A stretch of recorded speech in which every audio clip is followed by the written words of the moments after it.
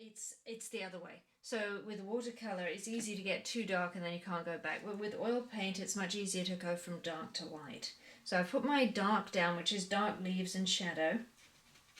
And now I'm just making that green a little bit lighter. Same thing, it's just yellow and blue, but a lot more white. And then I'm going to dab some little light marks on top there. So it's looking a little dusty, but that's okay. I think I'm just, because I wanted to get brighter as it goes forward, so I just want to make sure it doesn't look too dusty. It's not too bad. It's not too bad. Okay. And then I'm going to take the brown of the trunk and just put a little bit of that in the water. So again, it's kind of not really making a huge amount of sense because the sun's behind it, so the shadow would be in front of it. But I just want to illustrate the reflection in the water, all kind of things around the water. So that would be the tree, and you know what, I'll put a little green in for the leaves. Okay, so whilst we're there, I'm going to work on the green of the field. So this time I actually want to make it brighter, so I want to make sure my blue that I have is a little bit dull. I mean, it's a nice blue, but when I mix it with yellow, it kind of looks grey. So I'm using no white, and I'm using a lot more yellow, and I'll show you. I'll just put it over there. Well, it looks a tiny little bit dull. It's funny how on your palette it looks like one thing, and then you get it on your canvas and it's a different colour. But this is okay. So I'm just making little dabs, and then I'm going to touch it up. So it doesn't have to be exactly right at the beginning. It's, you know, it's like your first marks that you put down are just defining your problem, and then from there you just kind of work into it. So it's not too bad. Okay, I'm just going to work around the river. I'm not going to go too far into the landscape because it's just illustrating what we're doing. Okay, so I'm just putting this color down. What I'm trying to do is get away from the blue of the back of the picture, because that is where the atmosphere, the haze at the back, is actually making it blue. So I'm trying to get it to look a little lighter, but right now it kind of looks like a different landscape. So I'm adding a little bit more blue to my new color, just to make it look a little bit more like the color behind it. So I've got a slightly grayer green, and so it's just, and this is fine, this is just getting the one color to blend into the other, so it doesn't feel like some different universe. Okay, so I'm just going to do a little bit of this. I just want to get this, you know, a little bit more underway, and I will have a look at your pictures if you'd like to show me in just a minute. So let me just get this working. Okay, so now I've got it transitioning, you know, a little bit better. So what I'm going to do now is I'm actually going to use the yellow and the white by itself. So landscapes are not always green. I mean, if it's a spring landscape, then it is, but there's a lot of yellow in it as well. So I'm going to use that over here just to brighten it up. So I think it's quite nice. I don't want it to be too bright too soon, but like I said, I can always add more colors to it afterwards. So I'm just kind of putting this down next to the river. So this is just showing you that atmospheric perspective where things look a little bluer at the back, a little duller, and a little less colorful, and then as they come forward they get a little more colorful. And it could be the other way around. You could have more color at the back, you know, not often, but sometimes you will find that, and then there's less color at the front. But generally, because we see things closer up more clearly, we'll see more color as we go forward.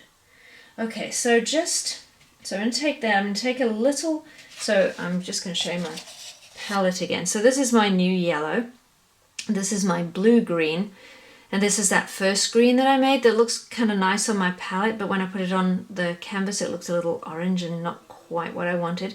So I'm working from here to here, so I'm mixing them together and blending this in.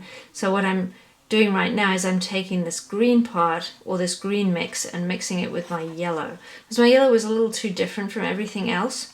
So now I'm just toning it a little more like the color I originally had, and then I'm going to put that on top.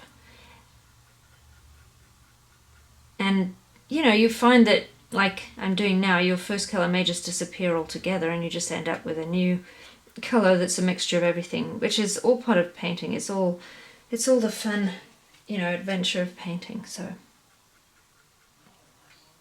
it sort of, yeah, it sort of paints itself. Does paintings, drawings, they tend to do that. They tend to tell you what they want to happen. So no matter what you try, it tries to do something else. So you kind of have to go with that. Okay, but this is kind of getting there. It's getting brighter. I just want to blend this a little bit more over here, and then I'm going to move on down. Okay, so I'm going to do one more tree, and then if you'd like to show me your pictures, you can.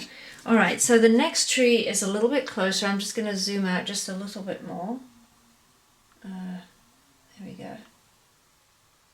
Okay, so I'm obviously going to use the same blue and yellow. I'm using the yellow to lighten it up rather than adding white, because I don't want it to get too dull, because it's getting closer, and yeah, you can see that. Okay, so this is my tree. Okay, that is looking like the landscape green, which means my tree is going to blend into the landscape, so I'm needing to add a little bit more blue just to give it a little bit more colour. Alright, so my initial green over there, that was my acrylic actually, that had quite a nice green. So what I'm going to do is I'm going to let it show through. So I'm not going to get rid of that because my oil paint is a slightly dull green and I want to keep it bright, or at least more saturated. That's what I'm trying to do. So as I put these dots on,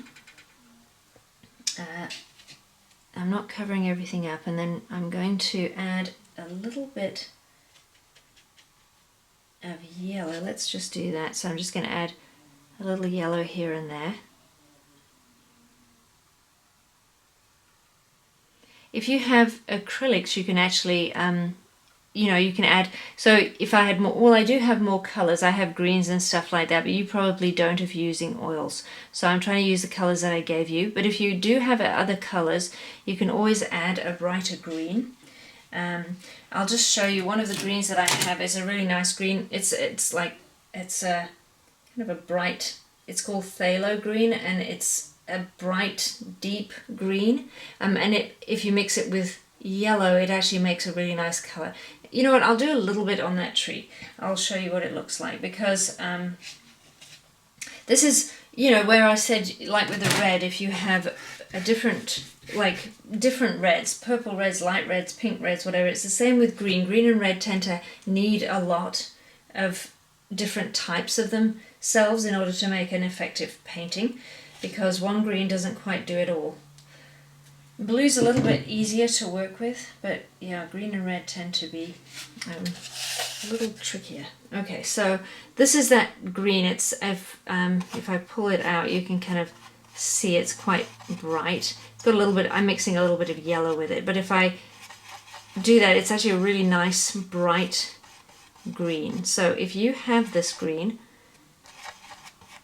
you can use it. So I'm going to show you what it looks like just a little bit, and then I'm going to go back to what we had. So, well, it's kind of like the color we originally had with the acrylics. It just brightens it up. Okay, so I don't know if you can see that, maybe a little bit on my picture. It's not very clear. But that, yeah, that would be a good color. So the reason that I want a bright color while I'm worrying about it over there is just because we're closer to it, and so we're going to see more details, and we're going to see brighter colors. But I'm going to go back to my yellow.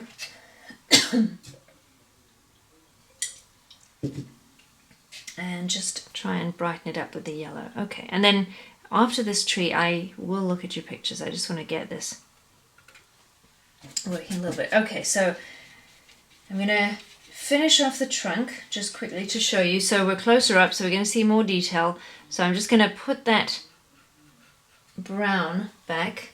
I'm actually going to zoom in just a little bit more. Oops. Oops, come. Oh. Alright, so I'm just giving it a base coat, and then with this tree, I'm going to give it a little bit of shadow to make it look more three-dimensional.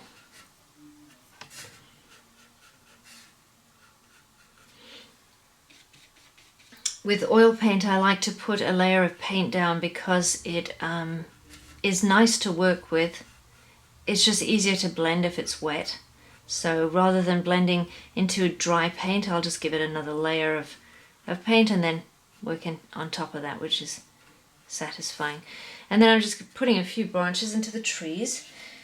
Okay, so I'm just going to add a little more blue, a little more yellow to make a darker brown. And then on the side of this tree, I'm going to make it a little bit darker on one side. You probably have done this before. This is just drawing a cylinder or shading a cylinder, so a little bit darker on the one side and a little bit darker on the other. I'm just pretending there's another light source from the front, because I think if the sun was there, you'd probably still see a few details in it. I just feel you probably see more of a silhouette, but it doesn't really. We can just pretend there's another light source in front of it as well.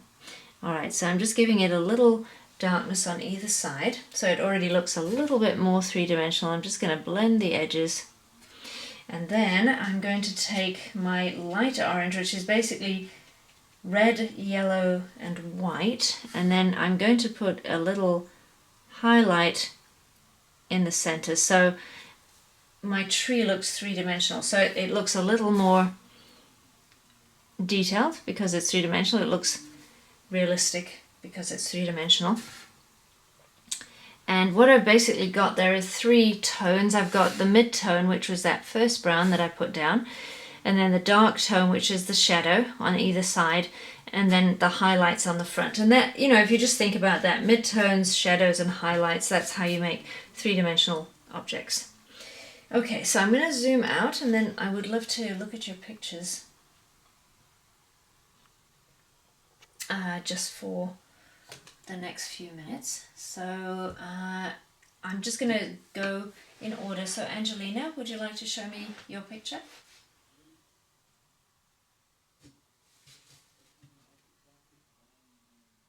Oh, that's nice. Can you bring it a little closer? You're muted. I like that. Your trees have changed colour. Your back ones are kind of blue-green and your bottom ones, your close ones, it actually is very effective. That looks really good. Yeah, I like that. Can you hold it up just for one or a couple more seconds? So what you could do also with your snow is at the back, you could tint it just a little bit blue, because the snow tends to do that as it goes into the distance. It gets a little bit bluer, less white, and then at the front you could even add a little bit of yellow into the white. Not so it looks yellow, but just a hint of yellow on the white. Yeah, that looks great. Okay, Priel, would you like to show me your picture?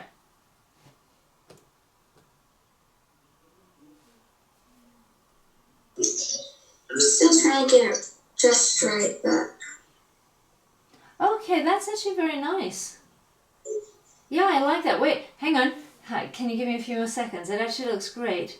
So your river looks good. Your blue is nice. It's changing from light to dark. I think that looks really effective. And then I can see you've got the yellow of the landscape, or the yellower green going into the blue. So yeah, I think that's going to be fine.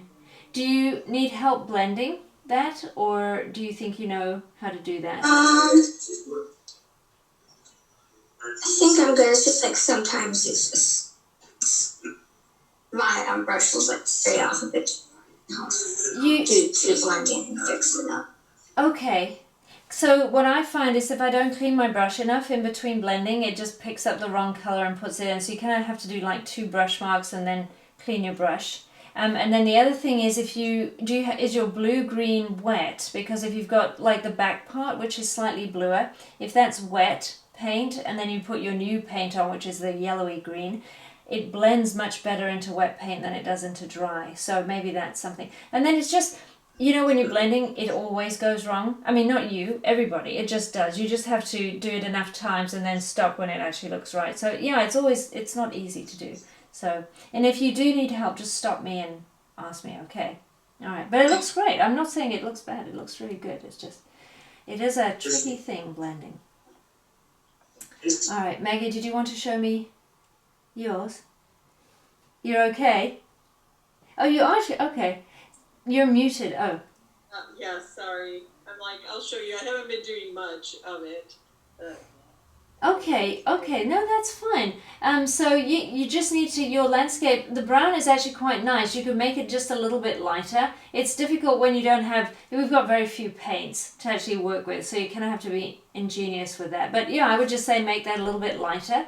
And then also, so your trees are darker against the light background and they stand out a little bit more. That would be, yeah. That's great. Thank All right. you. All right. Jimena, would you like to show me yours? Oh, nice. Oh, that's great. That's lovely. Yeah, are you using acrylic? Yeah. Is it working? Yeah, I just think that I have to add like a lot of water, in order to like make the color kind of like brighter and stuff. So. You add, did you say add water to make it? Like, I have to add water, like on the top. Yeah. I had to add water because the color was kind of dark. So. Oh, okay. Yeah, no, that's fine. That's actually nice because it becomes like a glaze, so you can see the other colors through it. So that's a good, yeah, I would do, that's actually better than adding white. So I think that's a good technique. Your river looks really nice. I like all the little ripples on it. It looks really good. Yeah. Yeah, and then also layers. So if your color is not bright enough, you just kind of want to let it dry and just give it layers and layers. You'll be surprised that after like 3 or 4 layers how the color looks different. So just keep going. But it looks very nice. And let me know if you've got questions, okay? All right. Kimberly, would you like to show me yours?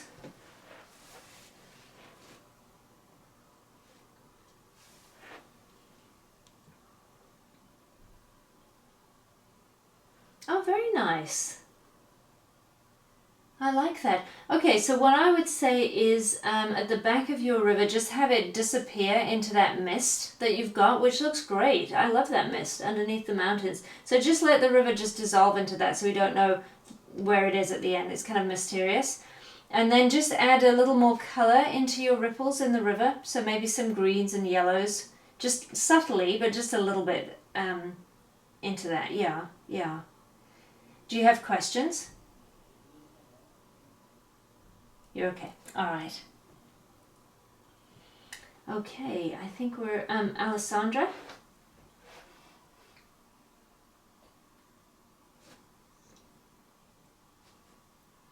Oh, beautiful. I love that. That is so nice. That looks icy. It looks like you've got a frozen river. It looks like you want to ice skate on it. It's really cool. I love it.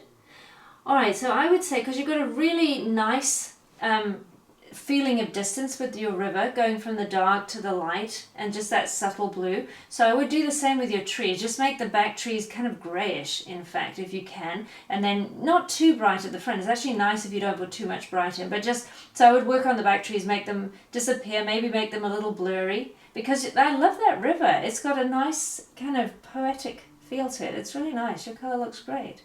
Yeah, I love it. Okay, Kimberly, did I can't remember if I looked at yours. Did I? Okay, then it's just Catherine, Alberto, and we're missing someone. We're missing Catherine, Robles. Oh, hang on, okay. Oh no, she's back. Okay, Catherine, Alberto, wait, don't go away. Okay. Oh, that's beautiful. Your river looks really nice.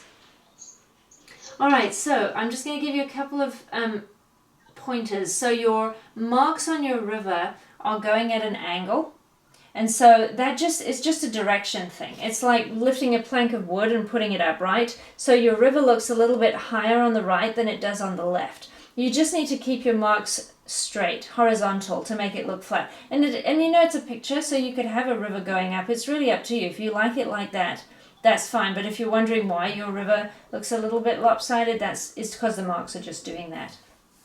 And then, do you have enough colors? Because it's difficult to make a bright green with just the colors that we have. So are you finding it a little difficult to make it lighter? So why don't you just add to the color that you've got, just add more yellow, kind of lots of yellow if you've got it, and just a little bit of white. And it's just going to be like a yellow landscape. So yeah, I gave you very few colors because it's just a beginner, oil painting lesson, so there's not a huge amount. So you've got to do your best. I am also struggling with my colors, but that would be just more yellow, a little bit of white, and it'll brighten it up. Yeah. Yeah, and your river looks great. I mean, it's just the angle's a little bit wrong, but the river itself, the transition from dark to light, actually looks really good. So it's just a little thing. Okay, so Catherine Robles.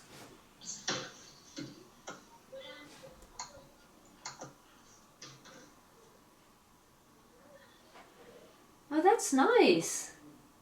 Did you work on this over the last week or two? No, it looks like you did. Can you hold it up again? I would like to just look at it because you've got nice snow in the background. That actually looks beautiful. Your mountains look great. Lovely. I love it. And I like the way you painted your landscape. You've got all these little bushes and textures which look really good. Your river looks great too. Pardon? Oh! The original tool, yes, your fingers. They worked the best. I like that. It worked really nicely. Alright, so if you want to make it a little bit brighter, just the same thing. Just add more yellow than you think, a little bit of white if you want to, but you don't need to. Actually, your landscape is transitioning nicely, so you don't even need to change that. Okay. Alright, did I miss anybody? I don't think so. Alright. Okay, so let's see the time. Okay, we've got to. I'm going to go until 5 and then see how we're doing. And if we need the 15 minutes, we'll carry on. If not, we'll just stop there. So we'll just see how it goes because there's not a huge amount to do. I'm just going to do a few more trees. Did my camera go off? Yes, did it? Oh, no, it didn't. Okay. Alright. Okay. I don't know why my camera is so blurry today. Sometimes it works and sometimes it doesn't. Okay. Alright, so I'm just going to get into this tree over here and give it even more detail than the other one and then work on the landscape around there, maybe bring some colour, more colour into the river, and then we'll see where we are. But it's not much with this, just simple painting. That's basically it, If we want to do another one and do more advanced stuff, then we'll get you a lot more paint and we'll, do things a lot, like if we did a tree or something, we'd do it a lot more carefully and think about the leaves and the shadows and work into it. So this is, we're coming to the end of what we can get out of this project. Okay, so with this tree, it's meant to be a little bit further forward than this one. It's basically on the same plane. So it's kind of like that. So when I'm painting it, I'm just going to bring it down a little bit further so it looks like it's further forward. And then I'm using a slightly brighter brown, so more orangey, so that it looks a little closer to us in that way as well. So just to recap, if we're talking about linear perspective, it's the size and the shape of things that suggest distance. And then atmospheric perspective is how you paint it, the colors, how blurry it is, how clear it is, how much detail you see, and that would be atmospheric perspective. And it's just, really it's talking about the blurriness, mainly it's the blurriness at the back of the picture, so the atmosphere, our atmosphere making the hills look blue and the sky look misty, but it's not just the atmosphere, it's all kinds of other things as well. In the way you paint, but generally it does come from the atmosphere that we see in the distance. And those are terms I think they developed in the Renaissance actually, because they did a lot of study.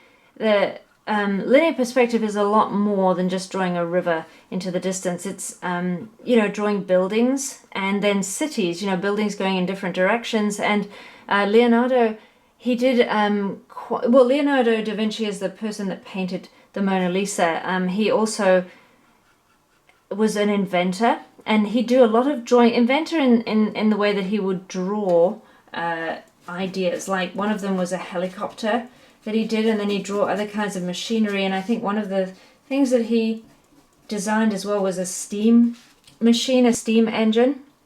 And so he designed this, and as he's drawing his buildings, his machines, he'd need a little bit of perspective as well. So if you look at a blueprint of something, which is like a design, a piece, I don't think you use them anymore. I think you use the computer more than blueprints, but it's that line design. If you see a building, somebody's designing a building, or somebody's designing an airplane or a car, they draw it in lines, and the lines go into the distance, and you can see all kinds of angles. In fact, you know what? If you think of a Lego instruction booklet, that's full of linear perspective.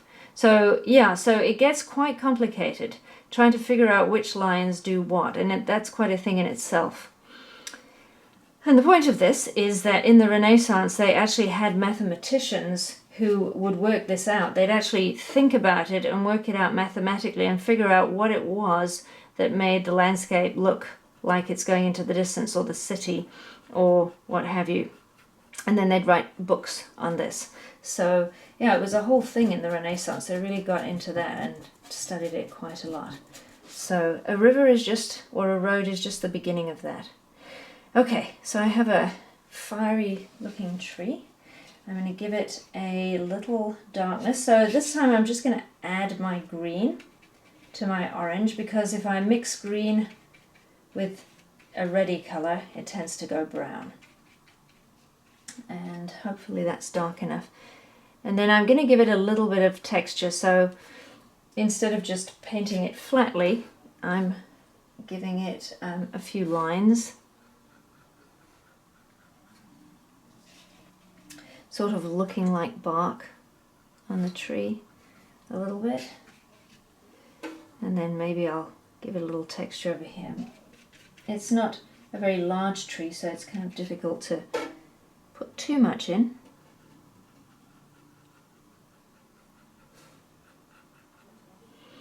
But a little is quite effective. So when you're doing, like with the river, you may not even need as many little marks as we put in. You could do with quite a lot less. So you could have areas which is just a flat color, and then a few ripples here and there. And in our minds, when we look at the picture, we actually imagine lots of other ripples and all kinds of, whatever's going on underneath the water as well. So a lot of paintings are to do with what's in the viewer's imagination, the person who's looking at the picture. So you don't have to put a huge amount in.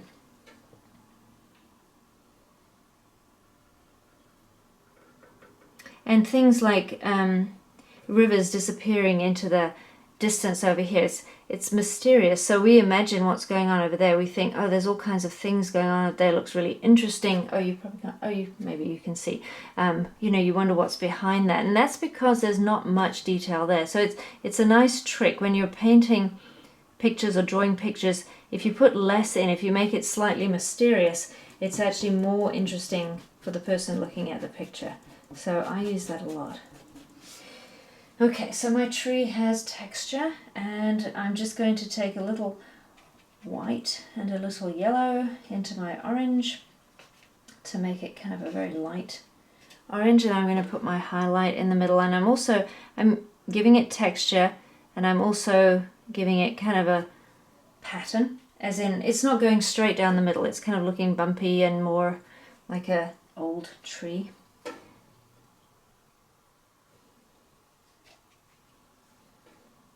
So yeah, so it's closer up, it's more interesting looking, we see more details. And I'm just going to blend it a little bit over here, just blending it from dark to light by using a medium color. And I'm going with the wet oil paint, I'm putting that into the wet oil paint, and then it smears into that dark paint, and then it kind of looks like it's belonging, it has a nice feel to it. So it looks more authentic, like authentically a 3D tree. So that works pretty well. Okay, alright, I'm going to try and see if I can make a dark green. I'm actually using red and blue to start off because my just yellow and blue didn't quite work. So it's kind of going brown, but that's okay. I just want something dark. So I want to, oh, okay, that's a little too brown. Like I said, it looks different on the palette than it does on the canvas. Okay, so this is going to look pretty blue, but it's just to give it a bit of shadow. Okay. So shadow, I'm just thinking, putting the shadow is basically at the bottom of the leaves, where the sun, if the sun was overhead, which it isn't, but we pretend it. My picture has about 3 suns in it, according to where I'm putting my shadows and light. So just pretend there's another one overhead. So I'm putting the shadows at the bottom of the leaves, and then on the top, I'm actually going to use the green, that bright green, just to show you. And I know it's not fair because some of you don't have it. But I just want to get that feeling of like a bright green on top with a shadow. And you can definitely do this with your acrylic. And if you get a proper set of oil paints, then you'll have this green in it. It's a standard green. It actually comes, if you buy a set of 6 paints, one of them will be this green because it's a very useful green. Okay, so I've got my bright green on top. Just need a little bit more yellow.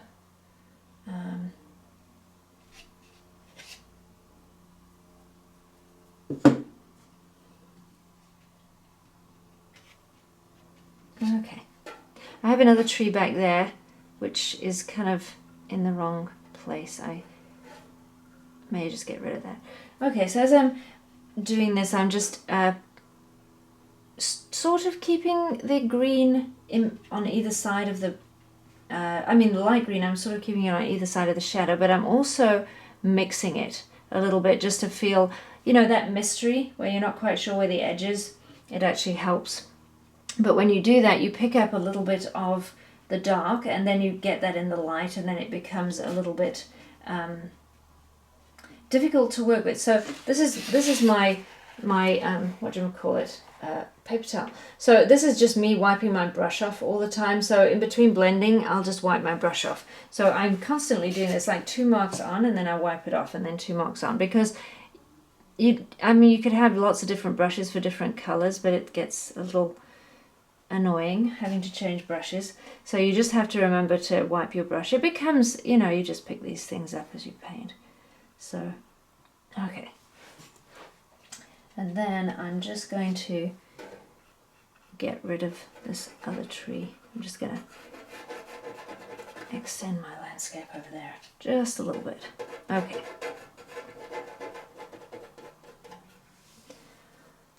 All right, let me zoom out and see what it looks like. Okay. All right. Okay, so it's fine. Okay, so my landscape is fine.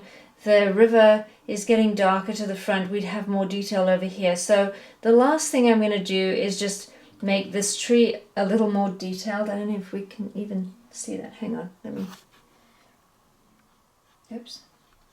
Okay, so the front tree, I'm just going to make a little more detailed and a little brighter, just to reinforce the idea of things getting clearer, brighter as they get closer. So I'm using the green and the yellow, and then I'm adding some white to it.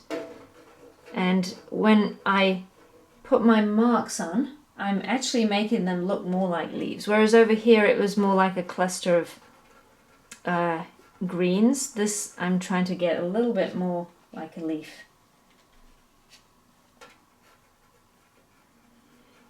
And then there's, you'll see shapes of leaves sticking out a little bit more. And it's just logic. You're going to see it obviously because it's close up.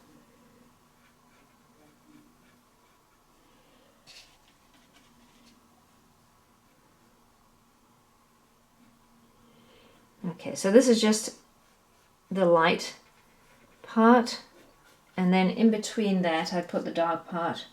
I'm just going to use the same shadow color.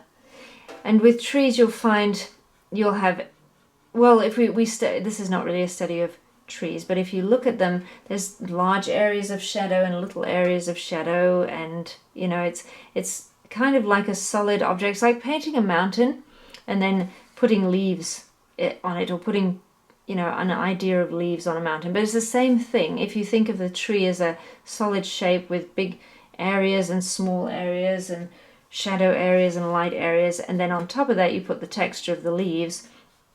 It makes an effective tree.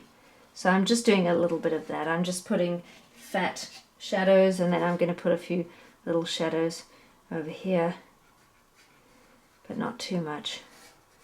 And then the only other thing I would do is maybe make the top leaves a little darker because the background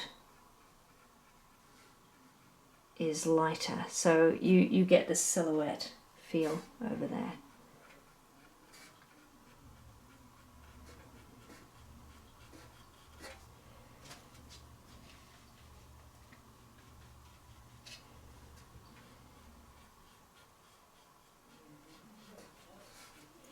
And then I'm going to do one more thing and just put a few highlights here and there on the leaves. So I'm just taking that light green, adding some white, and just putting little dashes of light, because, you know, leaves are shiny and they pick up a little bit of light. So with any painting I find, or any drawing, what you need is a lot of mid-tones, which means nothing too dark or nothing too light. But then in order to make it look finished, you want to put dark darks and light lights. So highlights here and there, and then kind of dark. These will get even darker. These will get almost black, these shadows. But if you don't put your dark darks on and you don't put your light lights on, it tends to look like it's not quite there. There's something missing. So it, you know, you could have a very unfinished picture and you put a highlight and a dark shadow and suddenly it looks finished. Okay, so I'm just... Okay, it's 5 o'clock. So let me see how everyone is doing. All right, who needs 15 more minutes? Can you put your hands up? Okay, all right. And then some of you are not, that you don't have your cameras on. So I presume that you're okay to stop right now. If you're not, let me know. Okay. All right, so I'm going to stop the lesson there. Is that okay, Maggie? Okay, all right. So in maybe, I don't know, let's say like a month's time or so, I was thinking of doing a portrait painting addition to this, because we've done the landscape, we thought about the perspective, that it's quite nice to actually do a proper painting. And we could do the Mona Lisa, or we could do, if you wanted to do it, you could bring your own photographs, in fact. I could give you instructions. So long as we all have the same light and shadow on the picture, I can work through all your pictures. So you don't have to have a particular, you don't all have to paint the same thing. But if you're interested in that, I would love to do that with you, because I think it's quite nice. We sort of did the background of the Mona Lisa, but we missed the main part. And I think you're all... You know, you obviously like painting and you do it really well. I'm really impressed with your pictures. So if you're keen on doing a portrait session, then let me know and we will organize that. All right, so does anybody have questions before I go? Okay. It's like they're all still busy. Oh, okay. So yeah, I mean, if you girls are interested, I'm actually asking all of them to contact me and just give me a little feedback on the class. Yeah, that would be great. Yeah. And we can talk about it, but you girls are all interested, a little thumbs up or something to follow up with a portrait or something? Okay, excellent. And it could be an animal portrait. In fact, my next class after you is a cat portrait. We're doing a coloured pencil cat portrait. So it doesn't actually have to be, you know, to do with the Mona Lisa or anything. It can be whatever you like. So if you're interested, I would love you to tell me what you would like to do, and then we will take it from there. Okay, right. So girls, why don't we do that? I know in the last email I sent you, I said, can you send us a picture, like do a close-up picture of your painting, and email both of us, Miss Thomason and myself, and then in that same email, separate. I know sometimes you girls, will text me with your parents' number or something. Just let me know. What is it that you're interested in? Like if you want to just send me a message and say, I like to do a portrait, I like to paint a cat, I like to do this or that, just give me some kind of feedback and I'll be in contact with Miss Thomason and we'll organize something, okay? Okay, that sounds good. Yeah, no, this is great. I really enjoyed working with you. I really, honestly, am impressed with your pictures. It was really nice to see how they developed. And you made a lot out of this very simple landscape. You actually made it look really interesting, all of you. So it was great. All right, so I am going to say goodbye. And I hope you have a very nice rest of the week. And hopefully I will see you again soon. Yes, well, thank you very much once again. And we really appreciate this extra class that you offered. So, it's girls, a pleasure. will be in touch. All right, okay. All right, bye. Bye. Bye.